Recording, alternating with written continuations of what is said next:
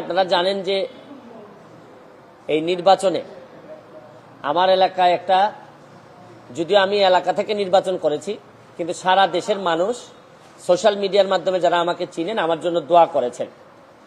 তা আমার ইচ্ছা ছিল যে এমপি হইলে যেসব জিনিসগুলো আসলে প্রকাশ পাইলে জাতির ভালো হয়, দেশের ভালো হয়, এগুলো আমি প্রকাশ করব। আমি এরই ধারাবাহিকতায় আমি যে কাজটা করেছি এটা হচ্ছে কি, এমপি হওয়ার পর জননেত্রী শেখ হাসিনার যে সরকার, এই সরকার আমাকে যা যা দিয়েছেন আমি এগুলা প্রকাশ করেছি।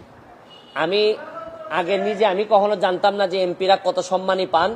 আমি মনে করি এটা লুকানোর কিছু নাই, এটা বললে স্বচ্ছতা হয়। এটা আমি আমার বেতনের কথা বলেছি, আমি কত টাকা বরাদ্দ পেয়েছি। বরাদ্দ মানে হচ্ছে গিয়ে ওনারা বলছেন যে নগদ টাকা, আসলে বরাদ্দ তো এটা চিন্তায় আসে কিভাবে যে এমপি নগদ টাকা পাবে। নগদ টাকার তো কোনো বিষয়ই না, আমরা তো ট্রাস্টি মাত্র।